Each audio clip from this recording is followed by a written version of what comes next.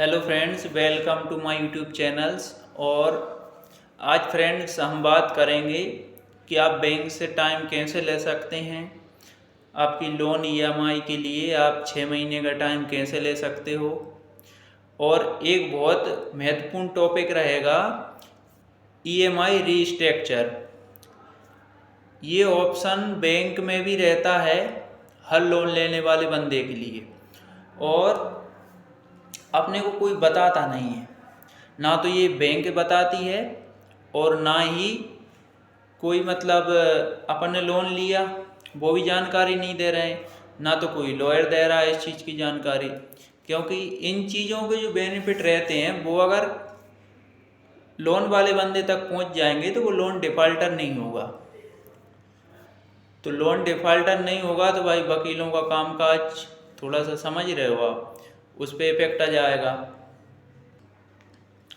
तो लॉयरों की दुकान पे इफेक्ट आ जाएगा इस चीज़ का। ईएमआई रीस्ट्रक्चर यानी कि ईएमआई का पुनर्गठन, ये बैंक में फैसिलिटी होती है। तो जो बंदे जिनको लग रहा है कि आगे उनके पास पैसा आ सकता है तो वो ईएमआई चुकाते रहेंगे, सिविल ख़राब नहीं होगा अपना। और जो गवर्नमेंट जॉब कर रहे हैं उनको परेशानी आ सकती है, तो वो लोग हैं ना, वो लोन डिफ़ॉल्टर नहीं होना चाह रहे हैं, सिविल भी बचाना चाह रहे हैं। तो इन लोगों के लिए ईएमआई का पुनर्गठन बहुत महत्वपूर्ण रहेगा। इसका मतलब है आप लिखित में एक एप्लीकेशन लेकर ब्रांच जाएंगे, ब्रांच मैनेजर को एप्लीकेशन देंगे कि मुझे ईएमआई का रीस्ट्रक्चर करवाना है। तो उसका क्या होगा, जैसे कि आपकी 10,000 की ईएमआई चल रही है तो आप उसको 5-6 हज़ार की ईएमआई करवा सकते हैं। आपका टेन्योर बढ़ जाता है तो थोड़ा इंटरेस्ट आपको ज़्यादा देना पड़ेगा, लेकिन आप लोन डिफ़ॉल्टर होने से बच जाएंगे। और वैसे भी आप 6 महीने का टाइम भी ले सकते हो, 6 महीने तक का बैंक टाइम भी दे देता है। तो आप लिखित में लेटर लेकर जाएंगे बैंक, एक मोबाइल से एक किसी को और साथ ले जाएंगे, वो वीडियो बनाएगा।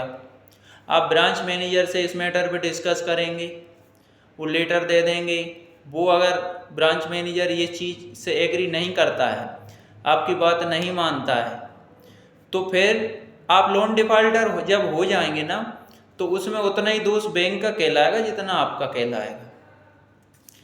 आपने सूचित किया था बैंक को, आपने बैंक से टाइम भी मांगा, ईएमआई का पुनर्गठन भी आप करना चाह रहे थे, लेकिन बैंक एग्री नहीं था, इस चीज़ से नहीं था। तो फिर इससे क्या होगा, आगे बैंक कभी भी कोई भी केस वगैरह डालेगा तो आप इजीली ये लेटर वीडियो आप उनको दिखा सकते हो। तो इसमें क्या रहेगा, ये नियम है। अब नियम है, आरबीआई की गाइडलाइन है, और अगर नहीं मान रहे हैं बैंक वाले फिर भी, तो आप डिफ़ॉल्टर अगर हो गए तो आप पे आगे की कार्रवाई है ना 50% तो वैसे ही ख़त्म हो जाती है। बैंक कुछ नहीं कर पाएगा आपका, क्योंकि बहुत से लोग हैं जो अपना सिविल बचाना चाह रहे हैं। कुछ लोग ऐसी पोजीशन में अब आ चुके हैं कि आगे उनको ईएमआई बाउंस करना पड़ेगी, इनकम के जितनी ईएमआई हो चुकी हैं उनकी। तो ऐसे लोगों को क्या करना है कि ईएमआई का आप रीस्ट्रक्चर करवा लो, इससे आपको बहुत फ़ायदा मिलेगा। आपकी ईएमआई आधी भी कर सकते हो आप, भले ही 2 साल का आपका टेन्योर और बढ़ जाएगा, और जैसे ही आपके पास फंड आ जाए आप फोर्स क्लोज कर दो। मल्टीपल लोन रहते हैं, आप एक एक करके सेटल कर दो, तो उससे आप इन फ्यूचर आप लोन भी ले सकते हो। गवर्नमेंट एम्प्लॉय के लिए तो बहुत नुकसान रहता है इस चीज़ का कि, तो मेरा मानना है कि आप ब्रांच जाकर लिखित में लेटर ले जाएंगे और वीडियो रिकॉर्ड करेंगे, और ब्रांच मैनेजर अगर आपकी बातों से सहमत है तो फिर आपके लिए बहुत सुनहरा मौका मिलेगा कि आप लोन डिफ़ॉल्टर होने से बच जाएंगे। मैं ये नहीं कह रहा हूँ कि आपको लोन खाना ही है, मैं ये कह रहा हूँ एक रास्ता है। ये 2 रास्ते हैं अपने पास, जो कि बैंक वाले एजेंट अगर जैसे आपने पहली ईएमआई बाउंस की है और फिर भी बैंक वाले ये चीज़ नहीं बता रहे हैं भाई, ये अगर ये प्रोसेस सारे बता दें तो बंदा क्या करेगा, एक ईएमआई की पेनल्टी और दे देगा, तो वो कम से कम लोन डिफ़ॉल्टर तो नहीं होगा। उसकी फ्यूचर में जो है ना लाइन ख़त्म हो जाती है, फिर कोई भी फाइनेंस नहीं होता है, ना तो फाइनेंस होगा ना लोन मिलेंगे, कुछ नहीं होगा आपको। तो मेरी सभी से रिक्वेस्ट है, कोई भी वकील आपको ये सलाह नहीं दे रहा है, आप यूट्यूब पे देख सकते हैं, कोई वकील आपको ईएमआई रीस्ट्रक्चर के बारे में नहीं बताता है। कोई भी वकील ये नहीं बोल रहा कि बैंक से आप टाइम मांग लो। और ये चीज़ें मेरे चैनल पे आपको नई नई ऐसी चीज़ें मिलेंगी, ऐसी बातें आपको सुनने को मिलेंगी जो आपने किसी से नहीं पूछी हैं अभी तक, किसी से सुनी नहीं हैं। तो ये सारे राइट्स अपने रहते हैं, लेकिन बैंक को अगर अपन जागरूक हो गए तो फिर कोई दिक्कत नहीं है। जागरूक जो नहीं हुए हैं तो इस वीडियो को देख के हो जाओ भाई।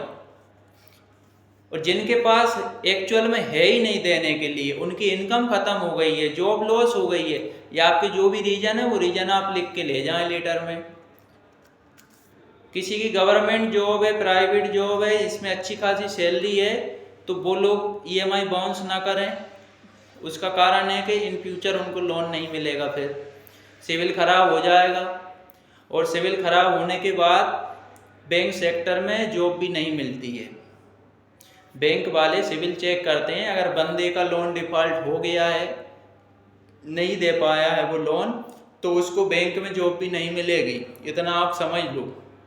फिर आप प्राइवेट सेक्टर में, मतलब बैंक लाइन छोड़ के आप दूसरी जगह पे जॉब कर सकते हो। बैंक सिविल इसलिए चेक करती है कि बैंक में पैसों का लेन देन चलता है, बहुत से लोग रहते हैं जिन्हें लोन डिपार्टमेंट में रख देते हैं, फाइनेंस डिपार्टमेंट में रख देंगे, किस्त जो है रिकवरी के लिए भी जाते हैं। जब बंदा बैंक का डायरेक्टली मतलब लोन लेके अगर खा सकता है, अपना सिविल खराब कर सकता है, डिफॉल्टर हो सकता है, तो भाई कस्टमर के पैसे भी तो रख सकता है वो।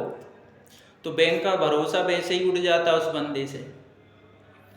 तो मेरी सभी से यही रिक्वेस्ट है, थोड़े जागरूक रहें, और आपको ईएमआई रीस्ट्रक्चर का बहुत फ़ायदा मिलेगा। टेन्योर बढ़ेगा ठीक है, लेकिन साल 6 महीने में आपकी परिस्थिति जब भी सुधरेगी, आप इनका पेमेंट कर दो, फोर्स क्लोज कर दो, एक एक लोन करके सेटल करते जाओ, आपके लोन कम ख़त्म होते जाएंगे, सेटलमेंट हो जाएगा बढ़िया। ठीक है, और आपको चैनल को सब्सक्राइब ज़रूर करना है, आपको ऐसे अपडेट आपको ज़रूर मिलेंगे, क्योंकि लॉयर ये चीज़ें नहीं बताते हैं। लॉयर से आप कॉल बुकिंग भी कर लेंगे, 1000-2000 रुपये ले लेंगे, लॉयर आपको आधा घंटा 15 मिनट समझा सकता है, लेकिन आगे क्या होगा कि नए नए डाउट आएंगे आपके मन में, आप हर बार थोड़ी ना आप पेड कॉल करोगे, प्रीमियम कॉल थोड़ी ले सकते हो, प्रीमियम कॉल सर्विस। इसके बाद में लॉयर बोल देगा हाँ यूट्यूब चैनल सब्सक्राइब कर लो मेरा, उस पर सब्सक्रिप्शन चार्जेस हैं 400-500 रुपये, उस पर मेरा वीडियो पड़ा है वो देख लेना आप, मतलब उनका एक वीडियो देखने के लिए आपको 500 रुपये देना पड़े।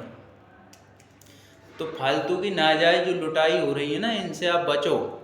ये पैसा कहीं ना कहीं आप अगर बैंक वालों को सेटलमेंट में दोगे तो उसमें आपका फ़ायदा हो जाएगा।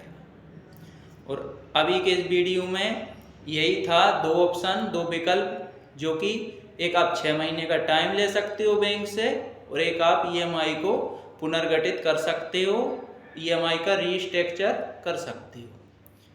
ठीक है, और वीडियो पसंद आया हो तो सब्सक्राइब ज़रूर करना, और आपको अगर कोई चीज़ समझ नहीं आ रही है, व्हाट्सएप नंबर मेंशन कर दूंगा डिस्क्रिप्शन में, आप मेरे से मैसेज करके समझ सकते हैं।